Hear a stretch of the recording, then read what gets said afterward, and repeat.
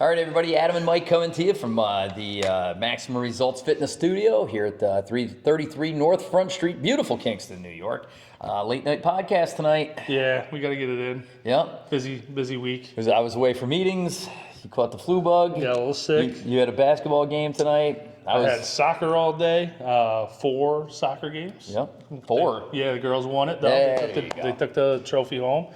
And then basketball. Fantastic, man. Busy day. So, all right. But here we are. So here we are late at night, but we're getting it done coming out to you. So like I said, if you guys remember, this is podcast number 15. Podcast number 14 was our introduction to the boys trip. Yeah, part 1. Yep, this one's going to be about the golf courses. Yeah, so everything that we talked about last week was just kind of everything leading up to the golf and all the fun stuff. The house. The guys. I just put the video together for the house, which turned out so cool.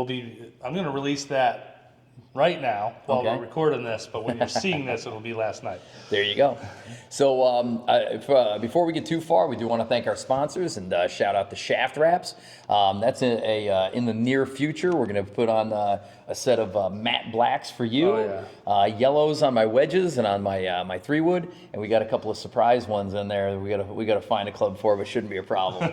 Yeah, we got some extras. There you go. So shaftwraps.com.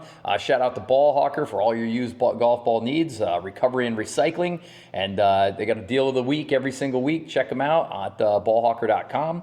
And shout out to Sundog and the True Blue glasses. I rock the Elwoods. He's got the wraparounds. Yeah. Dozens of styles to choose from. Designer style, low cost, top quality, and excellent for golf and excellent for driving. Yep. What did you say?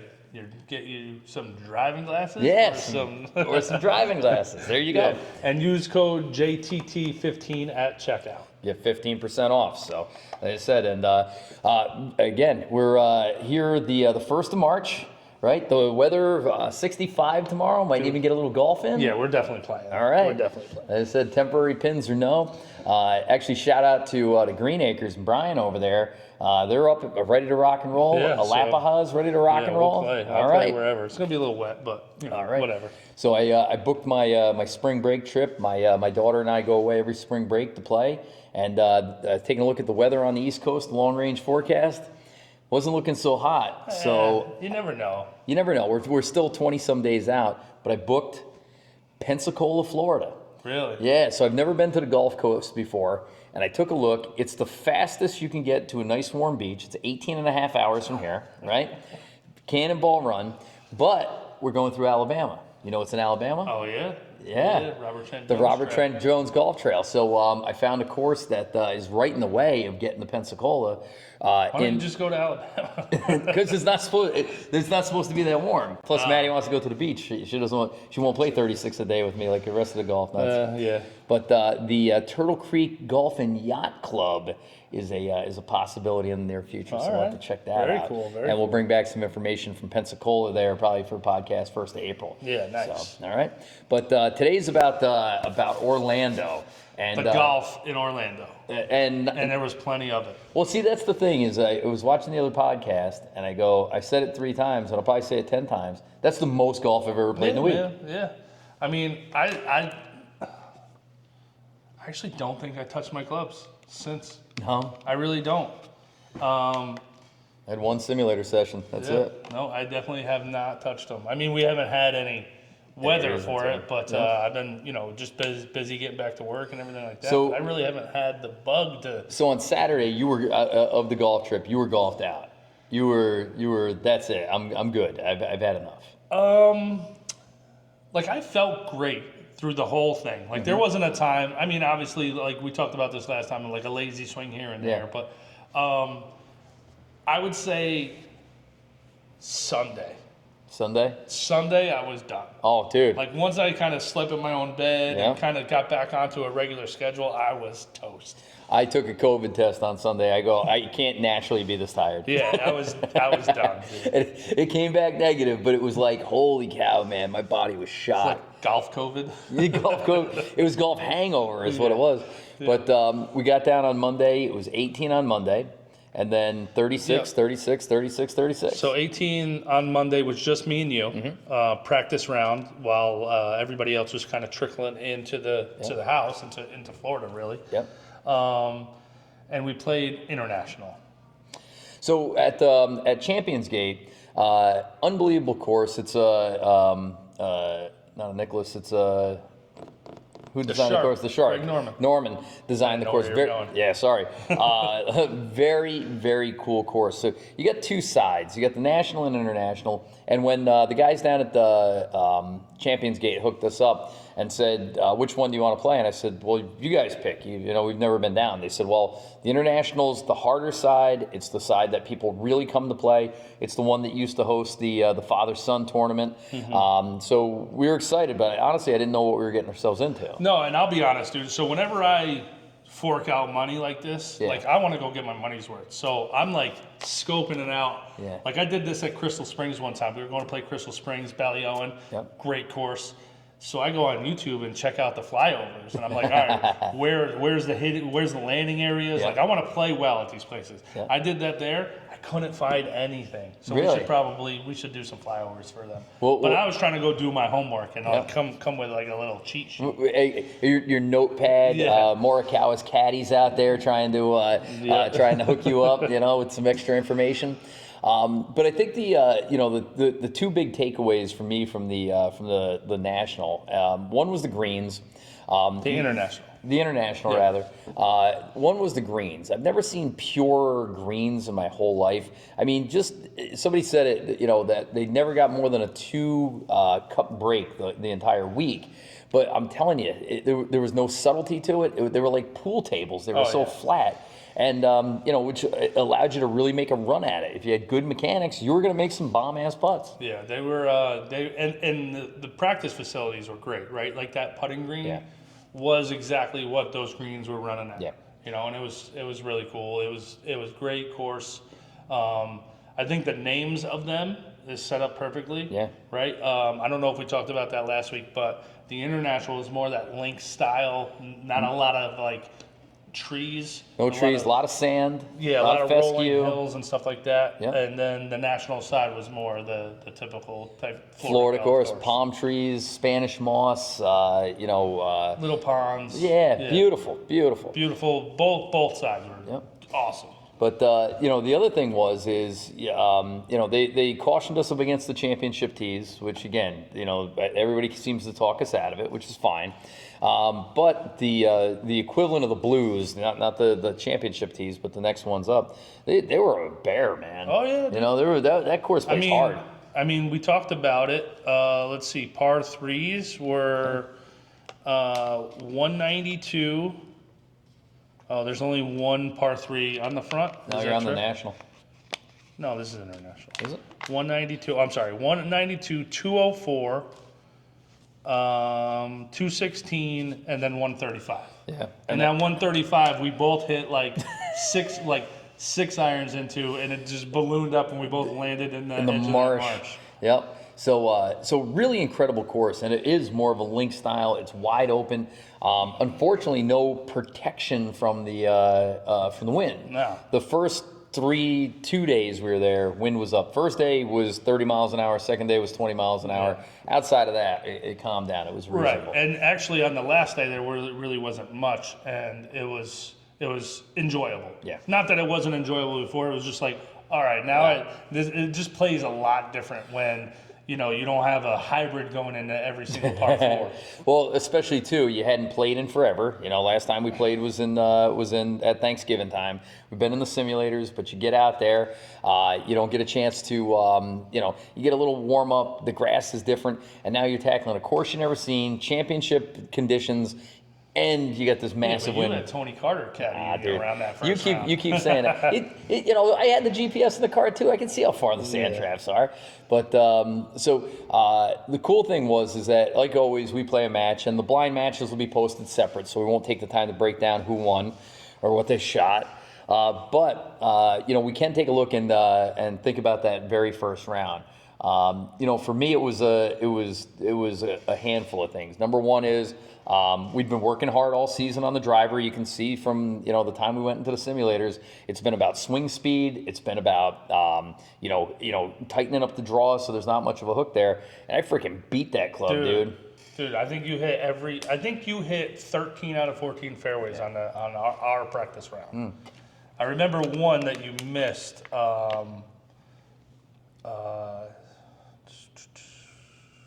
9. Missed number 9. Yep. Yeah. Yep. And that's a tough driving hole. Yeah. But I hit the driver so well that I should have shot 70.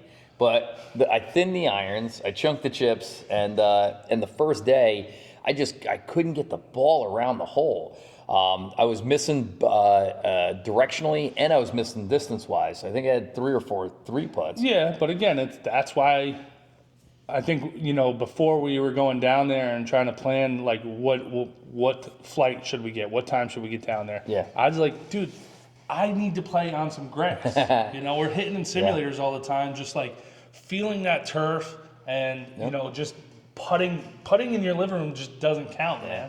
Like I need that stuff. Yeah. Well, we did talk about too. Hey, why don't we go to Disney for the day? We're only like 10 minutes from Disney. We could stop by Universal. We could drink our way around Epcot. We could go up to Bay Hill and try and get on Arnold Palmer's course. And it was like, you know what? It's a ton of golf. We'll just go. Let's get a practice round in. Let's get the clubs dirty. I think it was really dude. It was 100%. That was a smart move. Yeah. Smart move. But what was your first reaction to the course? You've been making a big swing move. You broke your driver. You broke the shaft. You broke your heart, and then and then I just couldn't commit to.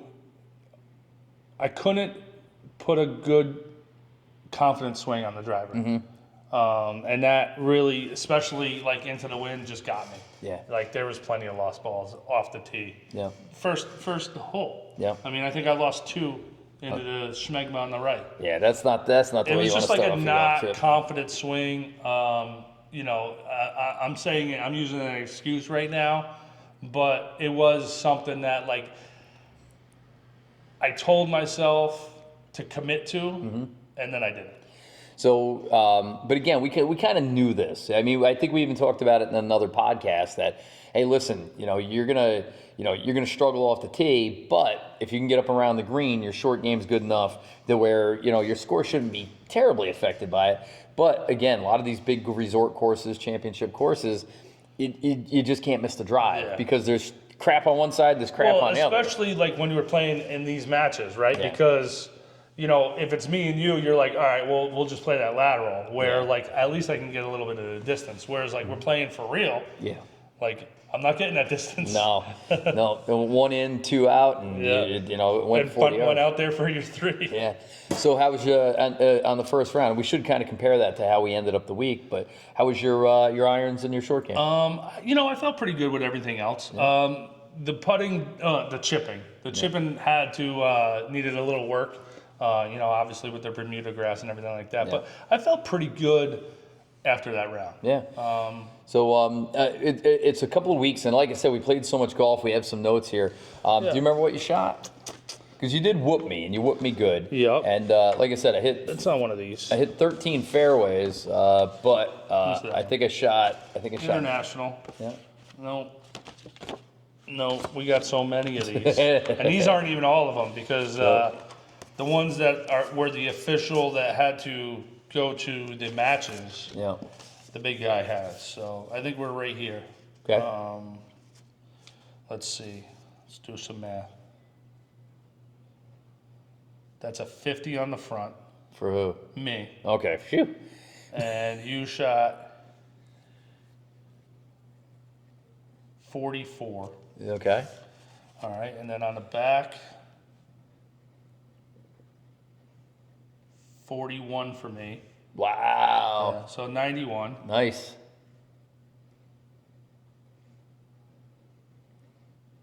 42. What did I say you had on the front? 41. 42. Yeah. Is that 83? 83. Okay. All right, not too bad. It felt like a 93. Right. Yeah. I mean, honestly, Tony Carter. Yeah. Oh, stop. Listen, he's a hell of a nice guy. He's a great guy. I actually messaged him a couple times. I sent him the podcast. He loves it. Very cool. Very cool. So shout out to 8-time pro. Again, that's practice round, all right? And I think it was a really, really good warm-up for what we were about to get into with all this other stuff. Thank because God. we had a lot of stuff going on. So we'll remind you guys as we go down through the through the list of folks that we had there. We had the player, and the player got down there a day early, and he played with our host, the Godfather. With the Godfather. So they got around then on Saturday. Money Mike. There? No, somewhere else. Money Mike had gone to golf school in Florida to the Ledbetter School in January, so he had a little something under his belt. Yeah. But you got Party Boy who lives in Florida. He does, and he played the weekend before, and it was in a tournament and stuff. And he's probably used to that grass a little bit. Yep. So you got Margaritaville. Margaritaville. He hadn't touched the club in anger, and since the season ended, And so you it's got by the General. September. The General, I don't think had played this winter either. Yeah, and he just had I think he's got some arthritis going on in thumbs. I think he had shots in his thumbs and maybe shots in his back. All right. Like he's happy that he finished. Yeah, dude. I'll tell you, and we'll talk about it here. But his game came along, and that's what I was kind of getting at as we go through here. Is that you'll see, everybody's game kind of evolved or devolved depending on who you were talking to. So it was exciting because then getting finishing up in the International, I was like, wow, that's really not the kind of course I was expecting. And we got back to the house, they said, no, the National is completely different, 100% different. I said, okay. And then I had no expectation for Friday's match. So we get out on Tuesday morning. We're 8 deep, 2 foursomes. We get the first and second tee time of and they don't mess around in Florida with pace of play. Oh, geez. You know what? I was winded, and I was in a cart. So your first match. It was me and you. Yep. Versus, who did we play? You got it on your phone. Yep. So you and me versus. So now here's the deal with how everything went. There's 8 guys. We're playing 8 rounds. Your partner's with everybody at least once, and the person that you start with is also the person that you do the last round with. And we scrambled them, and you're always playing with somebody different. You're playing against a bunch of people. We ended up having to mix some stuff up, so actually me and Adam played with somebody, but also against each other in the same group. Yep. And the format, though, you might as well explain that. Yeah, so the format was it was 2-man best ball amongst the 4 groups. 2-man low ball net.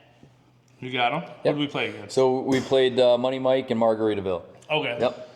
And so we all put money in for the overall best of 4. Mm-hmm. 4 twosomes, right? 2-man best ball. So it was $20 a guy per day, right? Per 18.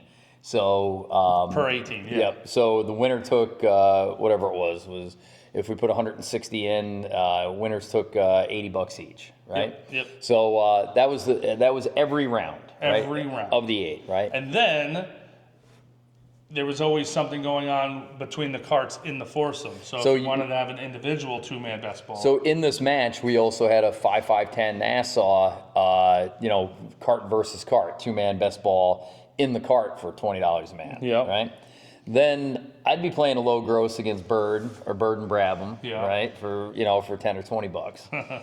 Then you and I had we had a week-long thing going on. We had our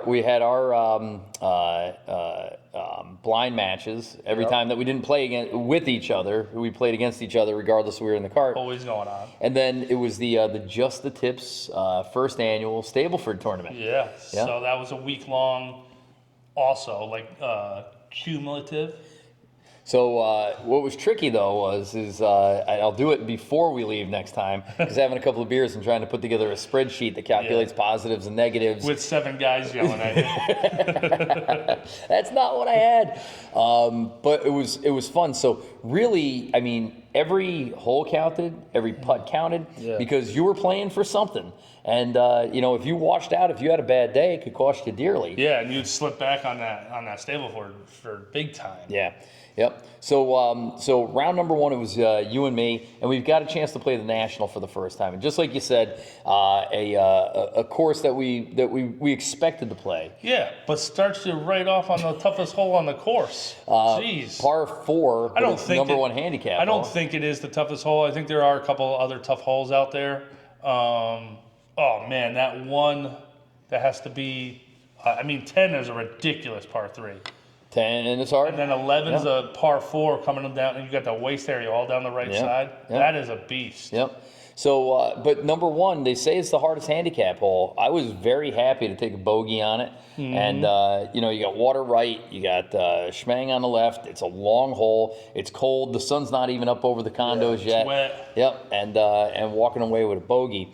But you and I battled all day. And how do we end up? Yeah, I got that scorecard here also. That was against Money Mike and Margaritaville, right? Yep. Again, I don't have every single card because the official cards ended up having to go into the official folder. Yep. But the thing about the course was no, I don't have it. A lot of risk reward. There was a couple of holes on the back. I think 16 that brings you around a horseshoe of water on the left. Yeah. And you hit a good drive out there, and it still leaves you mid-iron in to a green that caroms into the water. But if you're over the green too, it's no bueno. And that was an easy one to take a big number on. Yeah, that was a cool hole. 17's another risk reward hole coming down the pike. 270-yard drivable par 4, especially if you got two. Oh, and that was with the connected green. Connected to number 3. Yeah. And then you drove it. Yeah. You drove it past the green, past the flag, and had to chip back through 2 palm trees. They had a cool little palm grove there, but and then sculled it into the woods. Yeah, I was going to leave that part out. Yeah. So again, I shot another round in the mid 80s. You know, it wasn't anything exciting. It was fun to play. But what I didn't realize is that the par on the National is 37 on the front, 35 on the back. Right. I didn't recognize that until day number 2. I think you told me too. Yeah. Because I started looking at it because I was starting to do the math and everything like that when we were squaring up some of the blind matches, and I was like, oh. And then I started thinking about the par 3s. There's only one par 3 on the front. So. Yep. So then, so we finished up. We won our match. Had a great morning. Unbelievable lunch. Well, I noticed in the last podcast we didn't talk about the other things. We talked about we talked about the food the first day. Dude, I got this. I think it was the back 9 panini, back 9 press. It was a back 9 press, dude. So I look at this thing and it says pastrami, pulled pork, and ham. Yep. And then cheese and other stuff. And I was like, all right, do I get my choice between these? And they're like, no, those are all coming on there. I was like, excuse me? I'm like, yeah. And that's when I was about to say, hey, ixnay on the you're not allowed to get the same thing twice because this thing was phenomenal. So I went with the buffalo chicken sandwich that you had the day before because it looked so good. But discovered they had sweet potato fries. And they had this really cool honey mustard. Dude, if I'm going fries, I'm going all in. Yeah, no. The sweet potato. I like sweet potato better. Matter of fact, I was at Michael Jordan's restaurant one time at the casino, and they had sweet potato fries with a Coca-Cola reduction. It was like a caramel sauce. It was so good, man. You like to be fancy, huh? I'm a fancy man. I was in the VIP now. So we get right back out there, and it's just enough time to come in, grab something to eat, and then head right back out. You know, sometimes you didn't even have time to loosen up at the range. Yeah, dude, switching carts around was a pain in the butt. Just because it was always all right, let's go. Yep. And you're like, I want my cart, and I don't want to grab all my crap and bring it out there. Plus, we got all the camera gear and the drones and everything. Yeah. So my afternoon match, I got a chance to play with the player, with Big Bad Brandon Bird, Brandon Kraft, and Brandon and I play a lot of golf together during the summertime. So it was like old home week. You know, we play a lot of competition golf. I think we're 101 in 2-man best ball competitions. So we were looking forward to it. And I played with the Godfather, and so whenever I play with him, I feel like I gotta play my best. Yeah. The first time I met him, was day 2 of the club championship. I'm leading in the net. Yeah.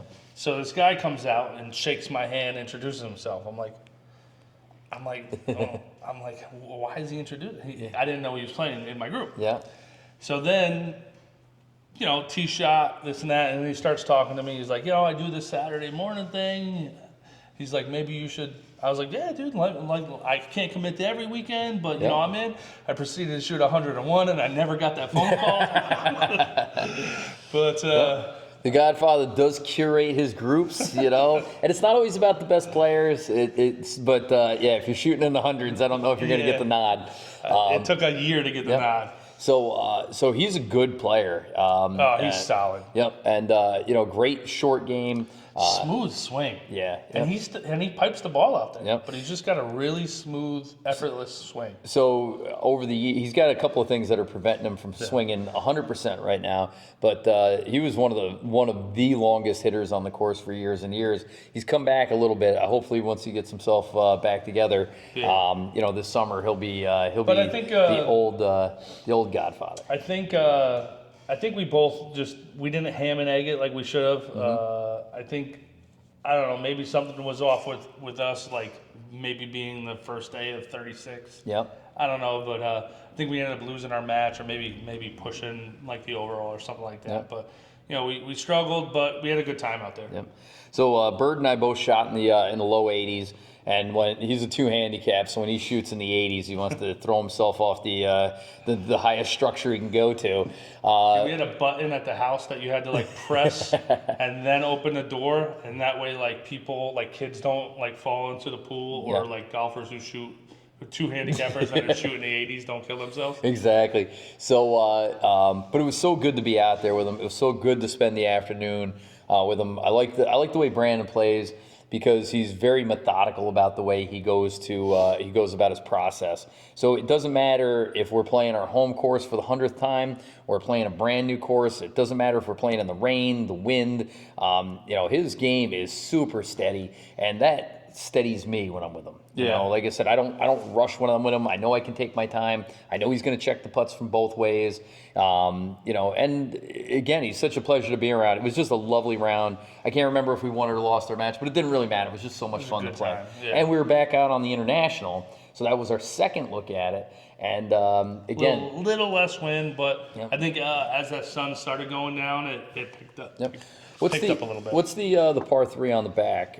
Switch to the other side. Yeah, is I think it's 12, right? No, 14. So 14 is this. It's this really cool tee box, because it's a little bit of an elevated tee box out and it must be dead in the center of the golf course. And the view over your shoulder is this white megalith of the Omni Hotel that kind of just sticks up. So everything else is flat and green and brown, and then this beautiful white hotel sticks up.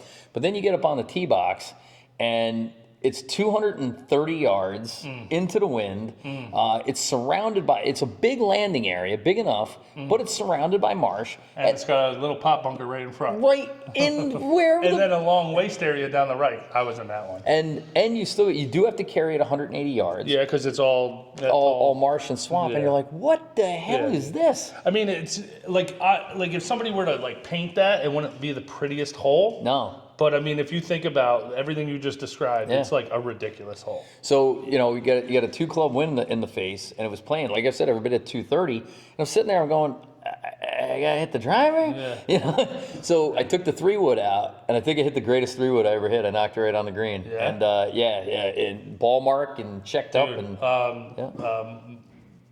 Margaritaville hit a 3-wood there, and dude, I thought this thing was going in. The way it landed, I'm like. Yep. It landed on the backside of that pop bunker, and I was like, dude, that's going to kick it a little forward. It's going to go right in. I'm like, I guarantee that's in the hole. I'm telling you, I remember you guys saying it was close. Dude, it was close. On such a ridiculously long hole, especially into the wind. But I don't think I parred that hole all week. No, there's some cool holes. That hole took some big numbers. My partner had a catastrophe on that hole. That's the hole that took him out from having a round in the 7th. Actually, the one time I think I parred that hole was against you in maybe with you in the first round. Yeah, yep. So yeah, it's a tough hole. So day number 1 was in the books. I mean, got a good look at the international, got a good look at the national. 2 unremarkable rounds, And then we go home. Yep. Chill at the house. Yep. Cook food. And come back next day. Do it the next day. Yep. So we start again on the national in the morning. Same thing. It was like Groundhog's Day. Sun's coming up. Except now I think I'm playing with Bird. You got the player. Now I played with Bird with him as my partner one other time, and I played like absolute garbage, like garbage. Like I think I shot 100 at Wilmer. Yeah. Yeah, and I don't forget it. And so this time I know, I'm like, all right, forget about it, block it out of your mind, and just go out there and play. And now this is my second look at national, so I played a little bit better. There you go. And actually held my own pretty good. Nice. So I got the Godfather, and I played with the Godfather a bunch, but I know I have a secret. I know something about him that not everybody knows, right? He's your partner. He's my partner. Okay. Right? He has to drive the cart. Right. If he doesn't drive the cart, we will not win. And it's not like a superstitious thing. It's the fact that it's like when I was learning how to drive the car, and my dad was there, and he's always stomping on the thing, and go over there. I said we played in the member one time. And just when we got there, our clubs were on the cart, and I was in the driver's seat. I go, "You want to drive?" He goes, "No." And that'll be the last time that I ever drive a cart. He can't help himself. He needs to be the one driving.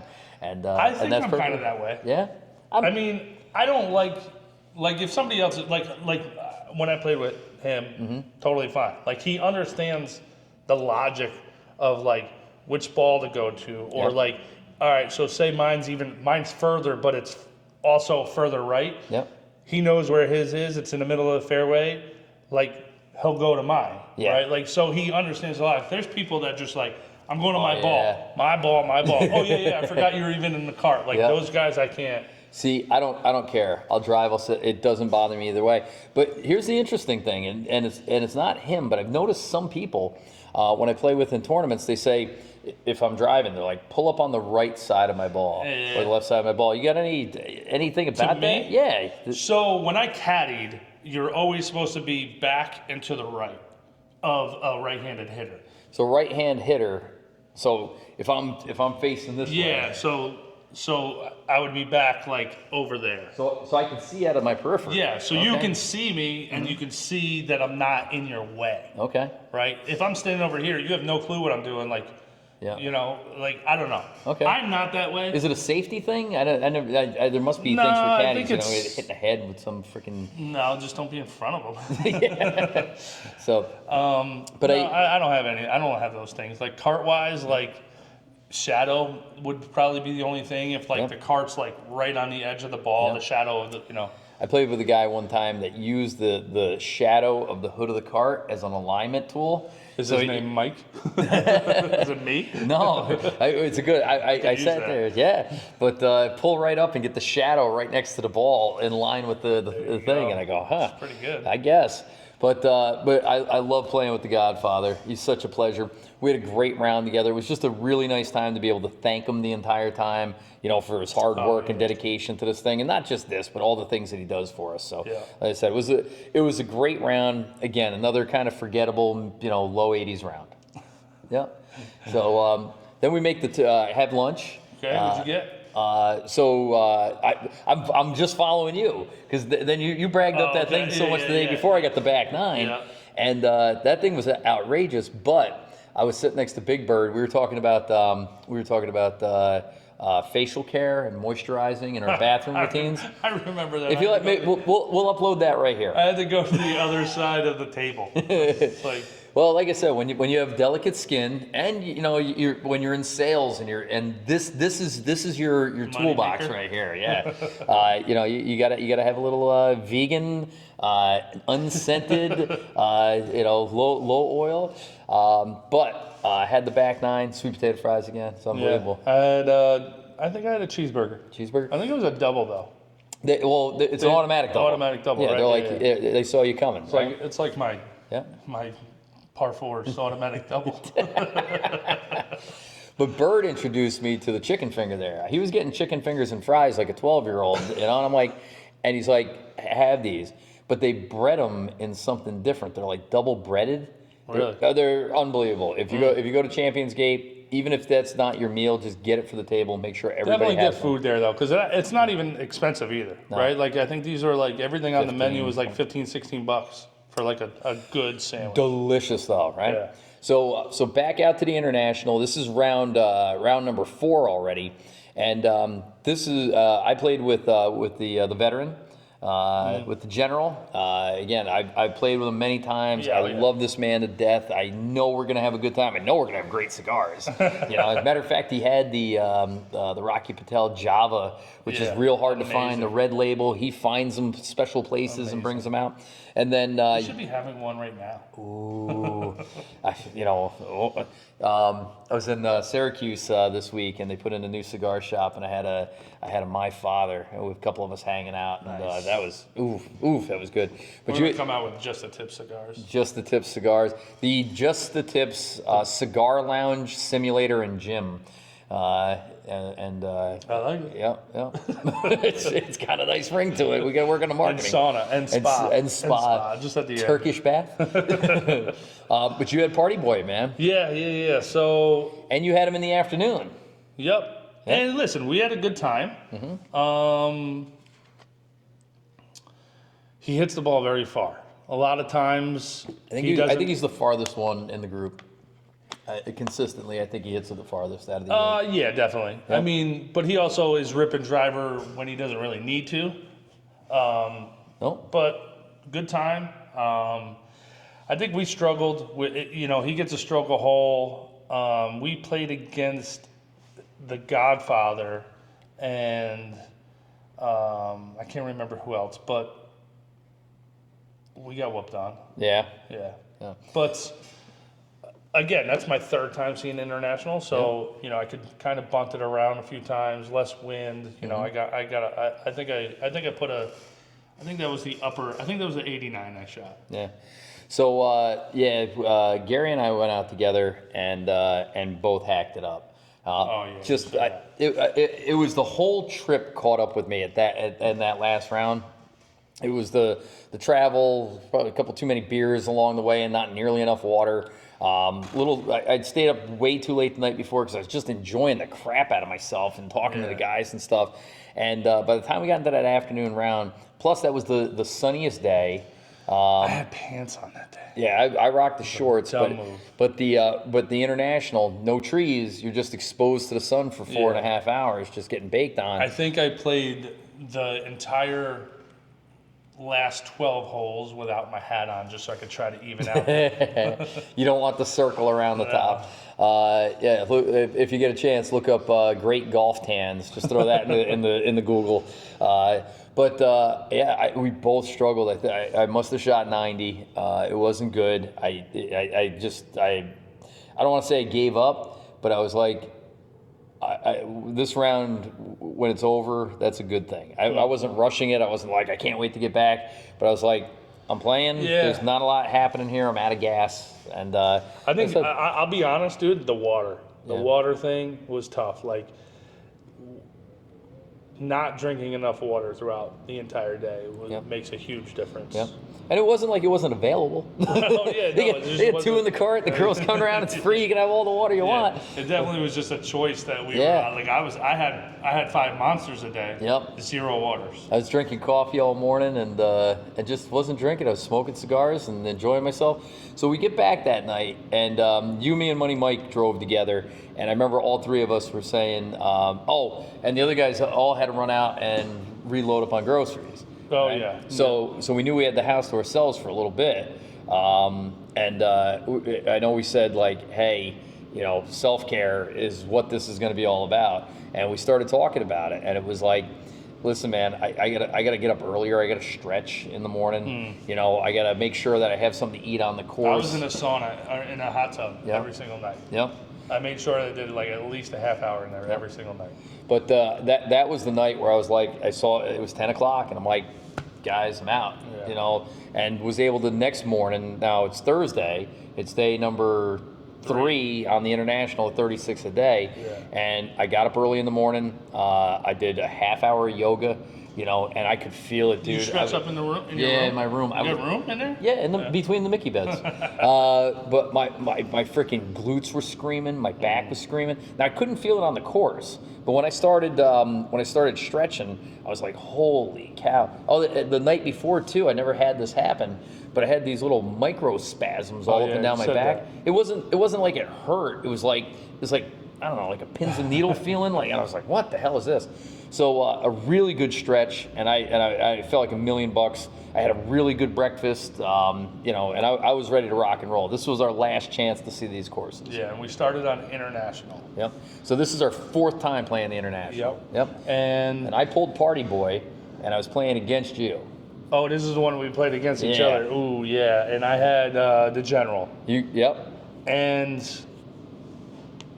I forced this match, right? Yeah. Because we were never going to play against each other in the same group. So we ended up switching some stuff around so it happened. And I don't know how you did this, dude. I really don't. But you guys whooped on us. I don't know how you kept him in control.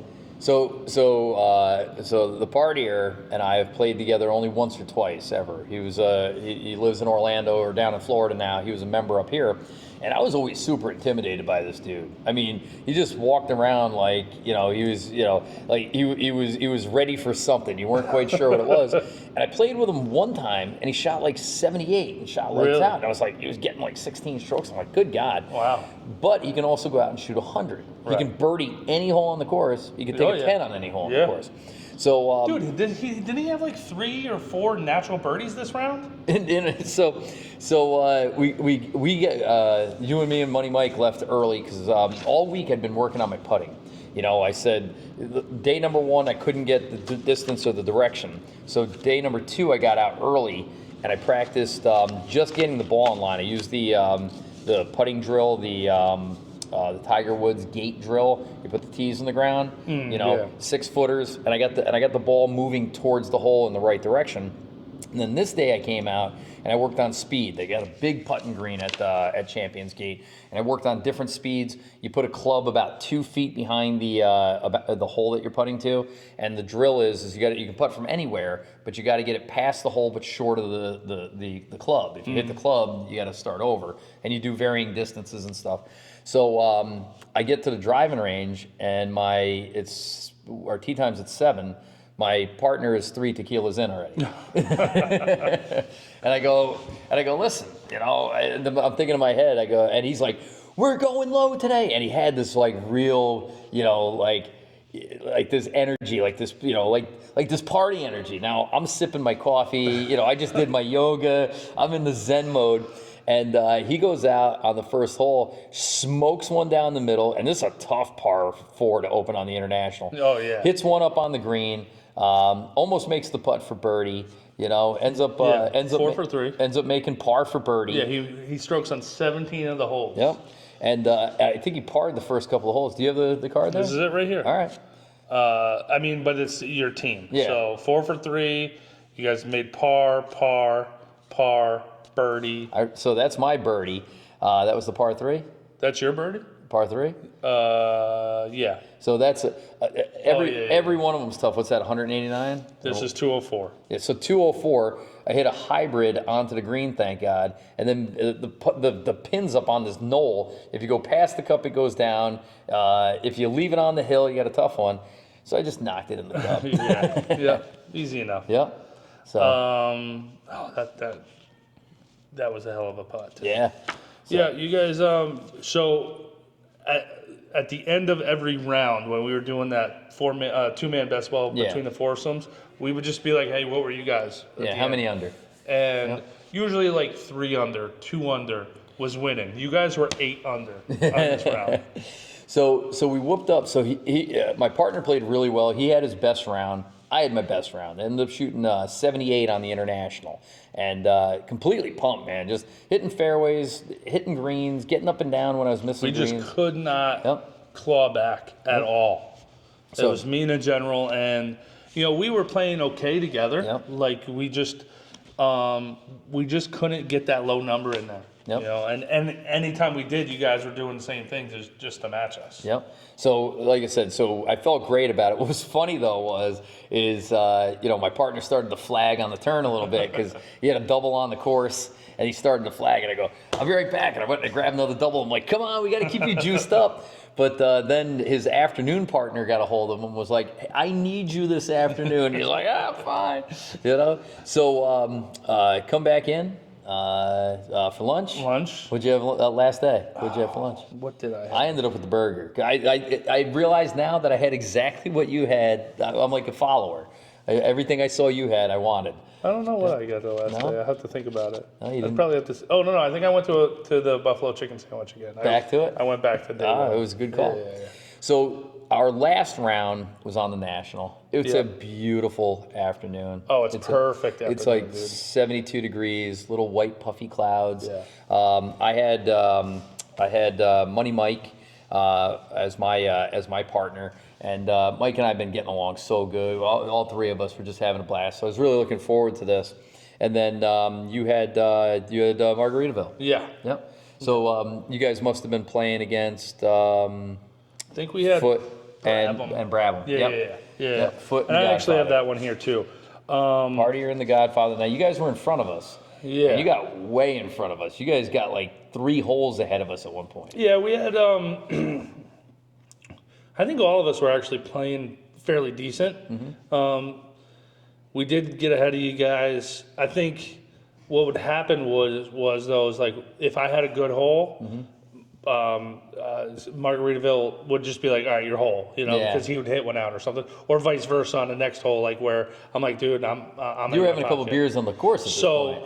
at this point, I said, "Screw it, man! I'm like, give me 6 Miller Lights," and everybody was pumped. They're like, "He's drinking," and I was like, "Yeah, whatever, man." Like I was having a good time. Yeah. I did get a little. We did have some mishaps in our group. Yeah. Around 12. Yeah. There was a little controversy.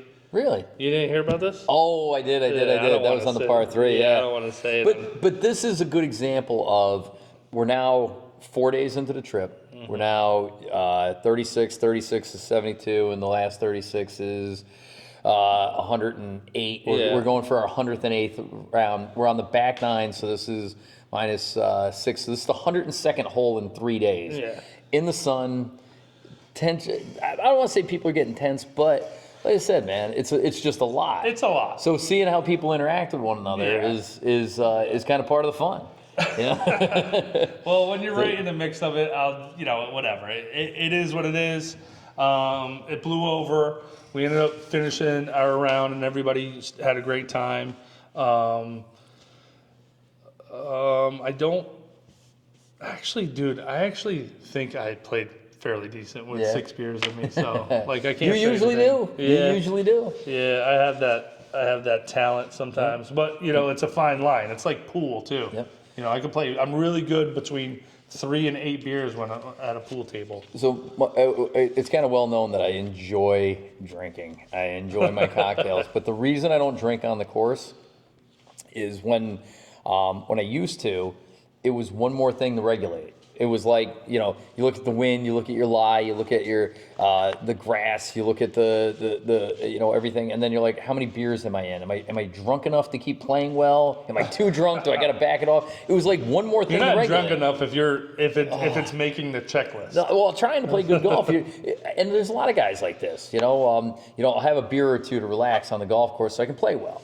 I had a guy one time. He took the day off of work on a Saturday in a match play, and the first 2 holes, he was rolling the ball off the tee. I go, I went par. He went double. I'm up 2. Jeez. He, 8 o'clock in the morning, he runs in. He grabs a bunch of beers, comes out. He wins the next 2 holes. I go, oh my god. Yeah. So Is that me? No, but you can play well when you've had a couple of But again, libations. it's that window. It's Yeah. like a 3 to 6 beer, maybe 3 to 8 beer window. I'm anything more than 2 on the 18 holes, and for every beer I have, you might as well add 3 strokes to my Really? score. Yeah, Really? yeah. And 3 margaritas, you might as well just forget the score altogether.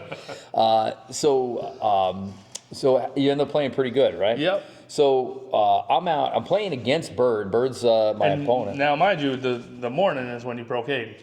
So 78, felt so good about it, man. I was like, that's great.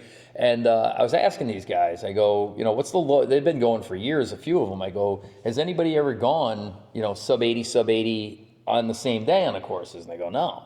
So Bird and I were playing against one another, and as much as we're good playing against one another, we really push each other when we're playing. He'll make a ton of pars, and I made a birdie, a double, and a birdie, and on the front nine, and then finished the front nine par 37 in 39. Nice. In 38 rather, it was one over. One over. I'm like, holy cow! Now the back's 35, and I'm thinking to myself, I go, I could shoot 41 and still come in with a 79. So I'm playing right along good, right up until the 16th hole. So the 16th hole we talked about, it's kind of a horseshoe, a crescent to this weird green that runs back into the water. And I'm taking a bogey, but who cares? No big deal. The 17th, the drivable par 4 that I'd been on before, I go, get it back here. Just knock it up near the green, chip on, make the birdie, keep it rolling. Well, I hooked one into I thought it was out of bounds. So thankfully, it was in the waist area. Yeah, it was waist. I chunked one out of the waist area. I chipped it on and 2-putted for another bogey.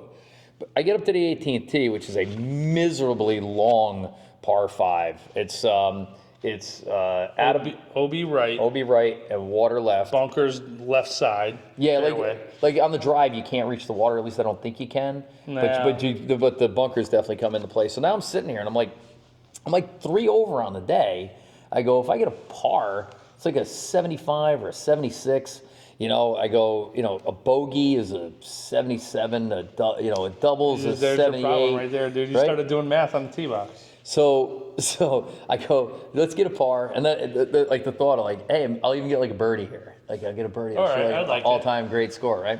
So I hit a really good drive. It just runs out of the fairway and it runs up into one of the fairway bunkers. And I go, no big deal. I'll knock it out of here. Well, I don't know about you. I struggled out of the fairway bunkers all week. They're, we don't have a lot of fairway bunkers, so I don't really have that shot out of soft bunkers. And it's, I've learned now it's kind of leaning forward, ball first. Yeah. I wasn't. So I'm swinging with a 5-iron and the ball's going 30 yards. So I'm looking, I got 380 yards and I'm hitting 1, 2, hitting 3. So I take out the 3-wood, which I've been hitting from this space all week, and smoke it out of bounds. But I didn't know it was out of bounds. I drove all the way up to the right to find out that I hit it out of bounds. So I'm going to drive all the way back. I probably have all this on camera. Do you? If I was in the group ahead of you, I was always setting up the camera and just looking back. So 1 in the trap, just like chunked out number 2, lapse. 3 in the woods, 4 back. I'm now hitting 5 from 380 yards away, right? Bottom, like my game. But hit it up in the fairway, hit it over to green, chip on, 2-putt, smooth 9, 81, right? And I was playing against Bird, and he's a competitor. He's had some some blow up rounds like we all have. And he looked at me and he came over and he gave me a hug because he knew he just knew I was devastated. You put too much pressure on yourself, dude. I don't think I did. I don't think so. I think I was tired. All right. I'm going with tired. Okay. All right? I'm not going, no, because I'm a closer, I'm a finisher, I'm a very good bowler, very mentally tough. All Swedish, no finish. Oh, jeez. But it was funny because we did get in the car later, and I said, just very dark humor though, going, this is what it must feel like to lose a parent, like it's that sad, or is this what it feels like to write an alimony check every month? Oh, yeah. So, but still, now we got one more. So again, 78, 81, I'll take it. Yeah, not bad. Cleaning up on money. Exactly. Yeah.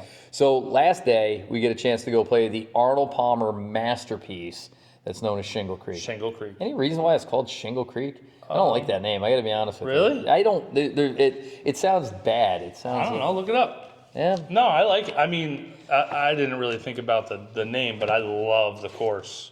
Oh no, the course is ridiculous. So. Rosen, located at Rosen Shingle Creek. No, I don't know. Probably the name of the creek, but I'm like, I don't know. I get this image of like industrial waste, like somebody just taking roofing scraps and throw it in the creek. That's what comes up in my head every time.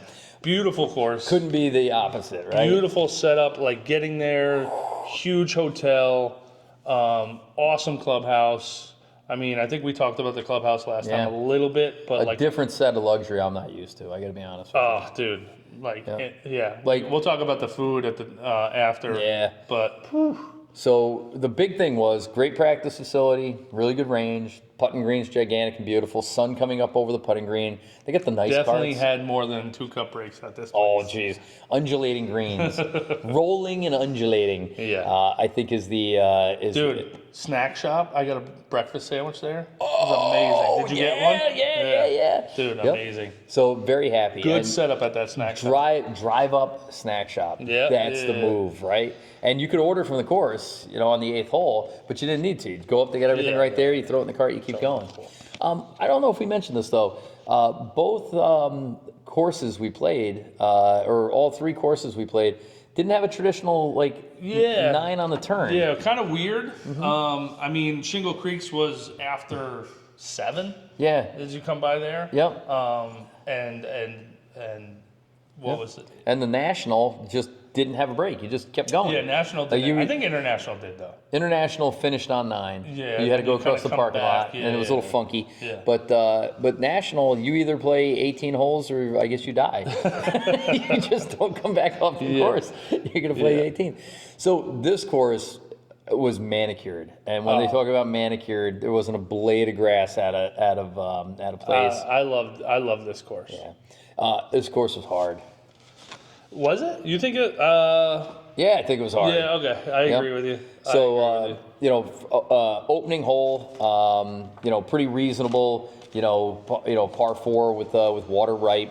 You can get in and out of there with a par quick. But then you come right into this second hole, this par 5, that is a 200-yard carry, a waste bunker on the left, Dude, it's and marsh. water, waste, rough, Yeah.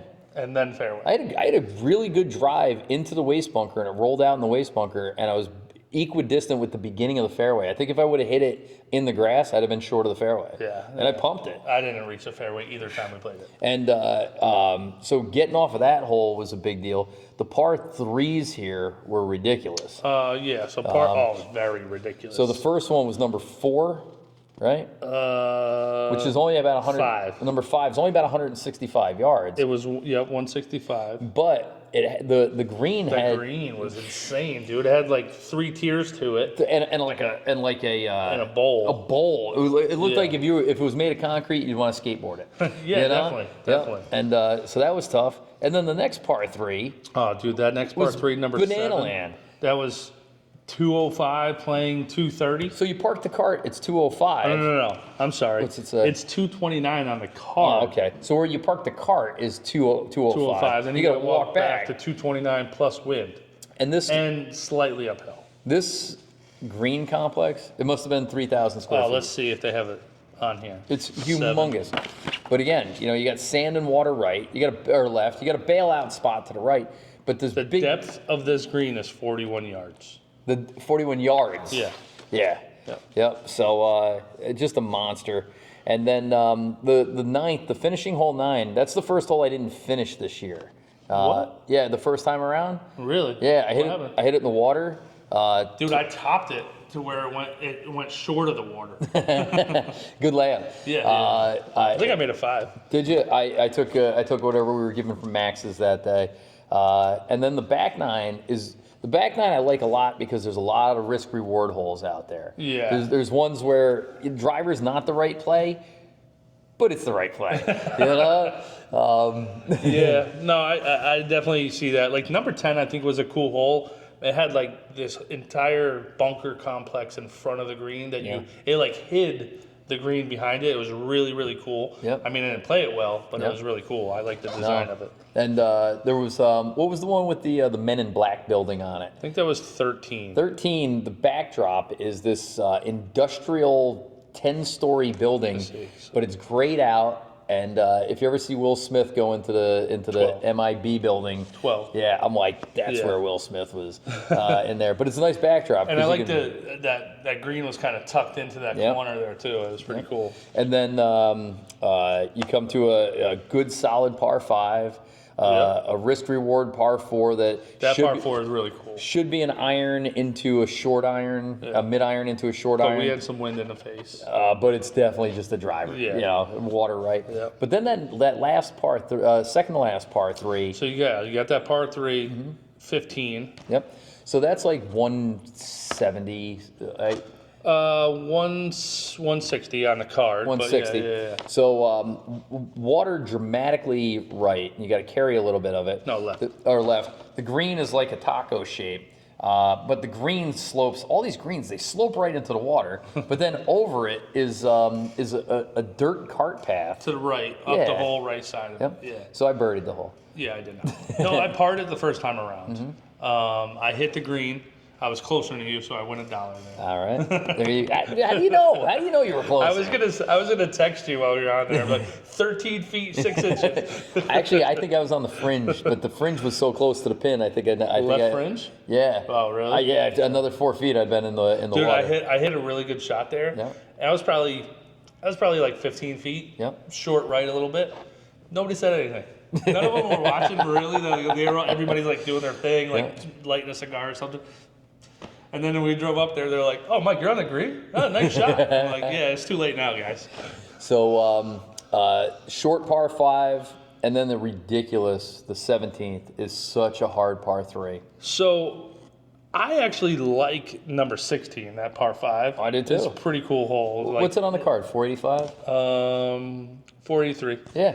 So again, it's gettable, except for Cool the hole. fact that it's got a big collection area down on the right in front of the green, and it's this big rounded green. Yeah. The green protects the hole. Very cool hole though. But I like how it like everything's going this way, and then this one's like, "Nah, we're gonna shoot you out this way first, and then you got to come back over." Yeah. It was pretty cool. Yep. But 17 kind of reminded me of like a Pete Dye thing, because it had the railroad ties holding it up against the green up against the water. Yep. The first time, and this hole's playing long. It's playing 200. Yeah, dude. I think I hit a 3-wood there. Big giant 2-tiered green. I hit it on the green and spun it back off over the railroad tie and down into the water. Did you really? But when I got there, there was probably 2 feet of like shoreline. It's like sand, and there was all seashells there and everything. Yeah. But the ball's sitting on there. But it's this high, and the ball's here. And I'm with Party Boy, and he goes, "You got to try and play that." I go, how am I getting the ball up that fast, right? And I'm like, and he's on the green. I'm like, all right. And dude, somehow I extricate this thing and open club face. I played it like a bunker shot. Somebody filmed this? No, of course Oh, not. my God. No, bunker shot. It hits the edge of the wood. Yeah. Shoots straight up, comes down. I missed the putt. Made 4. Oh my All God! right. I wish somebody videotaped that. Yep. But then 18 is a awesome finishing hole as you come right back to the hotel. So hang on, 17. I hit 3-wood, bail out left, fades a little bit, but there's a bunker there. Yep. I'm left of the bunker. Then there's bunker, top tier green, and then bottom tier green. Yep. So I just chip it up over the bunker, got it onto the top tier, and it trickles over the edge. I'm like, dude, this is freaking perfect. It's perfect. Yeah. Exactly what I wanted to do. Thing rolls 15 feet by, almost into the water. Almost make the putt coming back, bogey. But like I hit like exactly how I wanted to execute on this awesome. on this chip. So then 18 is a bear of a finishing hole. Yeah, man, I wasn't even on the hole the first time. Like, Big water right, long hole. I didn't know what the hole was doing. I hit my driver way right, so I was on like, that might be 1. Is it 1? It could be 1. I think it might be 1. And I was just like, all right, I'm going to try to punch this up there a little bit. I didn't even see the hole So I can't remember what I got on the hole, but like I said, I was happy to be finished. But you guys were playing behind us, and you're quite a ways behind. Oh, yeah. So we went up and had a magnificent lunch. We actually, the 4 of us had lunch before you guys even got in. We ordered, got the food, and ate it before you guys got in. I don't know why we were so slow, though. Maybe you guys were fast? I was playing with Bird, I doubt it. Again, methodical. So I come in, and dude, you're like halfway done with your lunch, and I'm like looking at this thing, and I'm like, dude, this thing, like, what is that? And you're like, this is the other half, and I'm like, the other half? This sandwich is what dreams are made of. And I think a little bit of fatigue had hit me there because I walked in and I was just like kind of out of it for a Yeah. little bit. But then when you told me about this thing, and I was like, I'm ordering that. So the lady came over, and by the way, again, I can't say enough about how fancy this place is. Yeah. So we were gonna go and sit in the restaurant, but there's like a corporate event going on. Guys just ordered bottles of wine. It's 11:30 in the morning. They're on their 5th bottle of wine. I'm like, so we We got go. a whole wine display.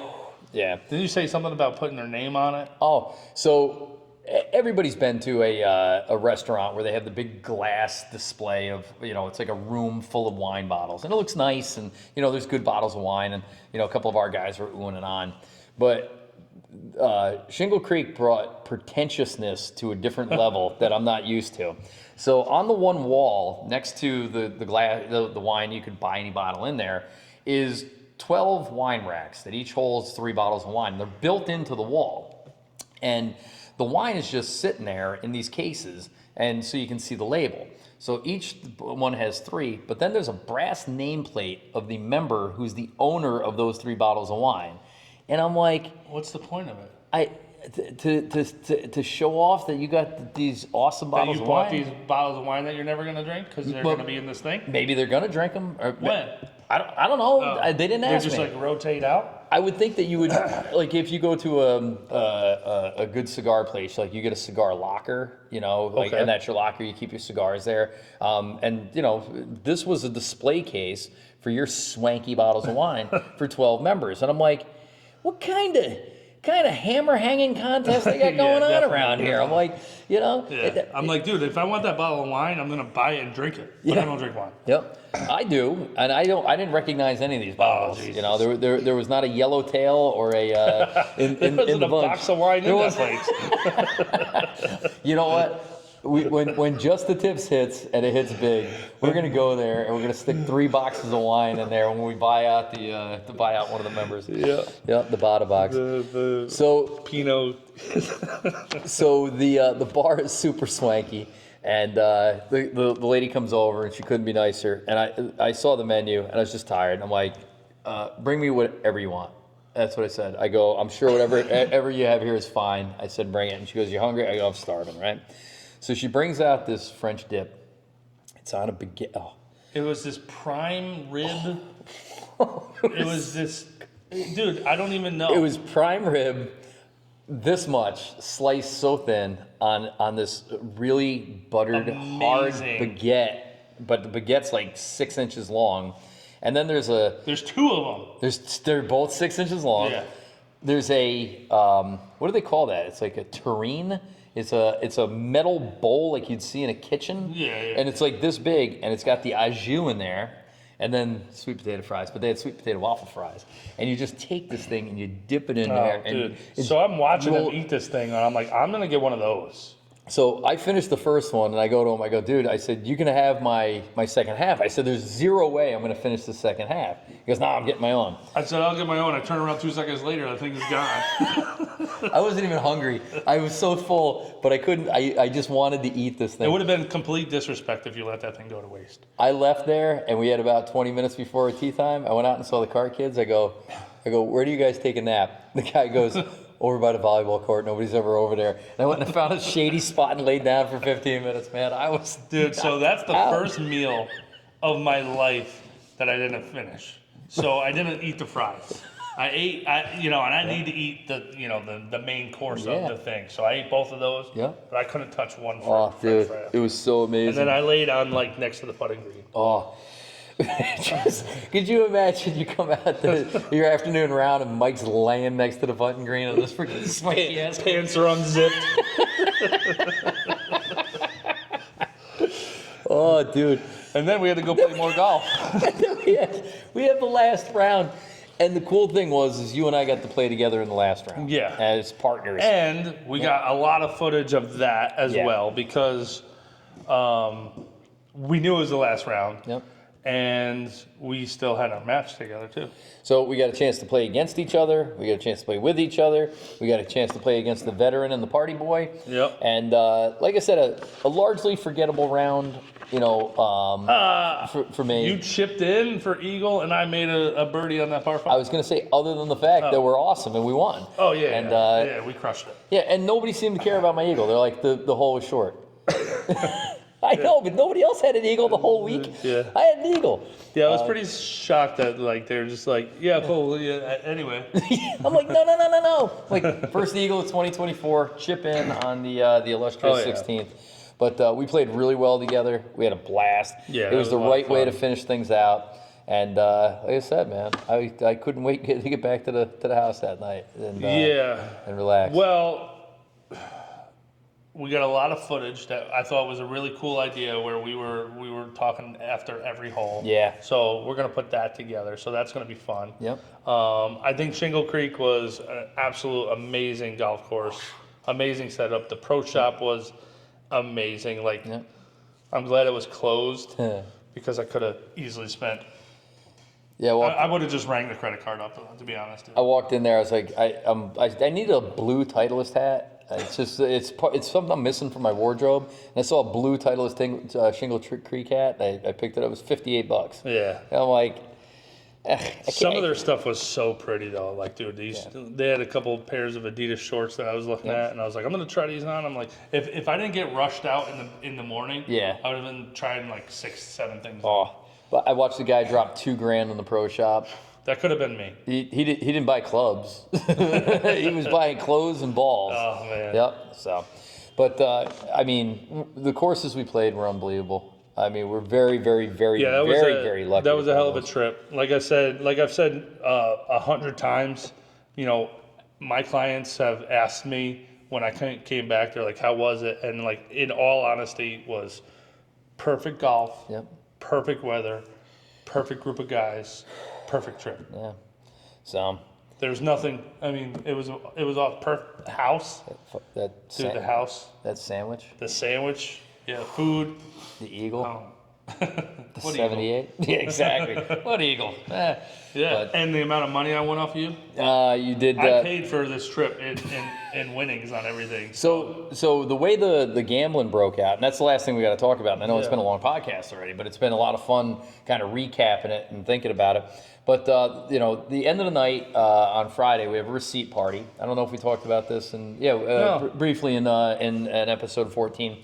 But every expense for the week was put together, tallied, and then like if you paid for lunch one day, like your total came off. If you picked up one of the rental cars, that came off. Yeah, if you weren't drinking, that came off. But also your gambling total was figured out and figured into your total bill. And then you got presented, like a cruise ship, you got presented on a bill on the last night. Which is sometimes fun. It's perfect. Sometimes really bad because you just don't see what you're spending. No. So, but you won so many of the internal matches, and you won against me. I won 3 of the internal matches between the cards. Yeah. I won all of them but one. Yeah. And then the overall 2-man best balls. Yeah. My team won 3 of those. Yeah. So that actually gets me into the green on paying for those, right? Yeah. So I'm 80 plus out of that. Yeah. And then what I lose to you?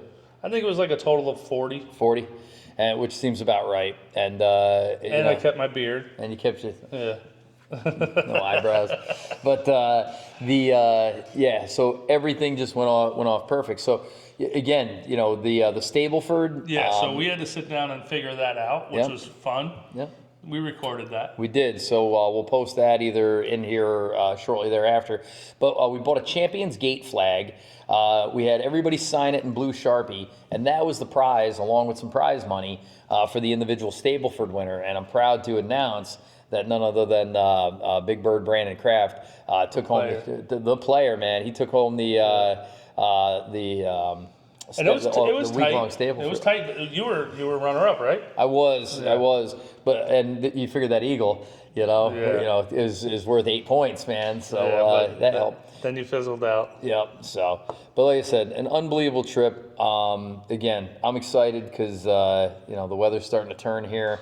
Yeah. And Hopefully but again, we get out there tomorrow, Yeah. which will be today when this is airing. exactly. So like I said, been a long podcast, but man, I've really enjoyed it. And there's going to be a ton of content off the heels of here. So TikTok, Instagram, Facebook, and YouTube. Check them out. Like and subscribe. It helps us out here on the channels. We're building a nice followership all over the place. Again, if you guys have a match that you want us to play, just gentleman in Boston reached out to us. So there's a guy up near Oswego, which is by Lake Ontario, we're talking to. Yeah. But our first match of the year is scheduled. Yeah. Yep. First So, weekend in April. on April 6th. Excited to see because Jimmy Hargrove is going to be our first competitor. He's got a couple of people he's selecting for a partner. Do we have his handicap set? Not yet, but I'll make sure it's high. All right. No. You want his low. Yeah. Oh, no, his. Yeah. Yeah, no, sir.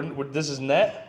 I would think we haven't determined exactly what it is, but I think he works offshore, no? Yeah. Because that's why we got to set it up on a specific Early. time. So Yep. he's not touching the clubs very often. Well, you ever see those videos of the guys offshore on a cruise ship just smoking it into the water? Ball hawker, there's your thing. Send out some balls to the offshore guys, man. But that's April 6th at Twofskill. And then April 20th, we got the opening day scramble at Wiltwick. Yeah. So and I'm part of the Paddock family. So for years, it's been me and my wife, my daughter, and my son, and we've won a couple of times. My son's working a lot now. I asked him, I said, are you going to be able to play? He said, no. I went to my wife. I said, we need a fourth. And she goes, well, I just assumed Mike would play. And I go, I did too, but I didn't want to make that decision for you. Am I getting adopted? I think so. We'll get the papers together. We'll get your birth certificate. Yep. So April's starting to shape up real nice. I mean, we got the rest of March to go through, but again, we're getting close. Yeah, and then there's a couple of things in like that I already have like talks with a couple high school players that are really good. We got to touch base with one other girl once she finishes up college, when she's back home. Yeah. And that's going to be a really cool match. I think it's going to be a lot of fun. Yep. There's a lot of stuff. We got to go to Idaho. Got to go to Idaho. We're the family trip to Myrtle. Myrtle. Yep, which we got to start booking now. Yes, we do. Yep, Because so- the following weekend, I will tell you, we just got softball schedule is Hershey Park the next weekend. Oh, how cool is that, Yeah, dude? you guys want to go? Yeah. And then we'll play golf? Yeah. All right. the answer Families. is yes. Exactly. That'd be cool, man. Pennsylvania. You know what's down there? Hershey Park. Gettysburg. Oh, yeah. Always wanted to go to Gettysburg. Yeah. I can't get anybody to go with me. You know, they got the midnight ghost tours through the battlefield. Really? Man. I'd love to go and do that. Do you gotta like get dressed up like an old You soul? don't Like, have to. You get to. oh, you get to. Yep. You get a lantern, plus Nice. the breweries are there. So anyway, All right. good one today. Really thank you guys for if you made it all the way to the end, give yourself a round of applause. But I think recapping this did me a lot of good. It gives me Yeah. the warm and fuzzies. Yeah, dude. So, I'm pumped. there you go. Well, you're pumped. I'm Adam. I'm Mike. Just the tips. Yo!